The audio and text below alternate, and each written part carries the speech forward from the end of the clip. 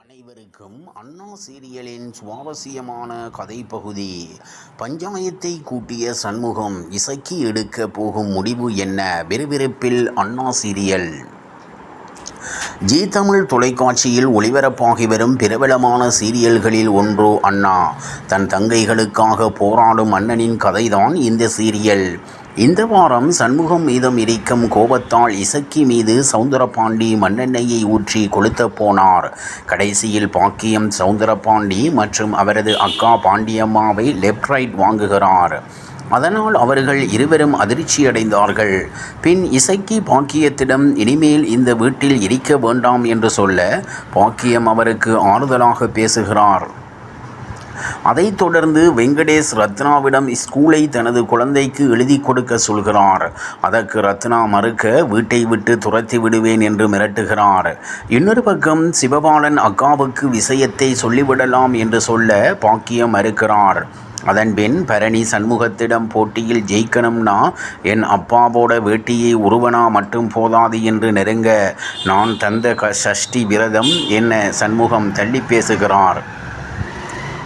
பின் உன்னை எப்படி வழிக்கு கொண்டு வரேன்னு பாரு என்று பரணி சபதம் எடுக்க மறுநாள் காலையில் சண்முகத்தை கட்டிப்பிடித்தபடி கீழே படுத்து இருக்கிறார். பின் நேற்றைய எபிசோடில் பரணி வேண்டுமென்றே சண்முகத்தை உசுப்பேற்றுவது போல் நடந்து கொள்கிறார். இதனால் சண்முகம் தனது சஷ்டி விரதத்தில் கவனம் செலுத்த முடியாமல் தவிக்கிறார். இதையடுத்து இசக்கியிடமிருந்து 4 மிஸ்டு கால் வந்து இருக்க சண்முகம் பதறிப்போய் அவருக்கு போன் செய்கிறார். பின் இசக்கி தனது நடந்த கொடுமையை சொல்ல சௌந்தரபாண்டியன் வீட்டுக்கு சண்முகம் ஆவேசமாக கிளம்புகிறார். பின் இசக்கியிடம் தன்னுடன் வீட்டுக்கு வந்துவிடு என்று சண்முகம் அழைக்க உன் தங்கச்சி வாளா வெட்டியாகி விடுவாள் என சௌந்தரபாண்டியன் நக்கல் அடிக்கிறார். பின் சண்முகம் கோபத்தோடு கிளம்பி அங்கிருந்து வீட்டுக்கு வந்ததும் வைகுண்டம் ஏண்டா இசக்கியை விட்டுட்டு வந்த என கோபப்பட்டு கேட்கிறார். உடனே பரணி அவன் சரியாகத்தான் செய்திருக்கிறான், ஏன் அவனை ஏத்து விடுறீங்க என்று சொல்ல சண்முகம் அமைதியாகி நிற்கிறார். இந்நிலையில் இன்றைய எபிசோடில் சண்முகம் சௌந்தரபாண்டிக்கு எதிராக பஞ்சாயத்தை கூட்டுகிறார்.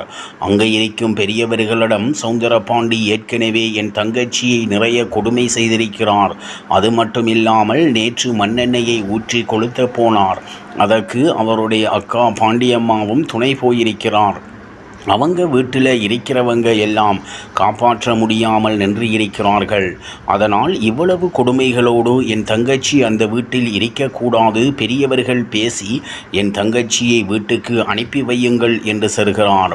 அதற்கு பாக்கியம் இசக்கியிடம் நீ உங்கள் வீட்டுக்கு போய்விடாதே, நீ போயிட்டா நான் பாண்டிக்கு என்ன பதில் சொல்வேன் என்று அழுகிறார்.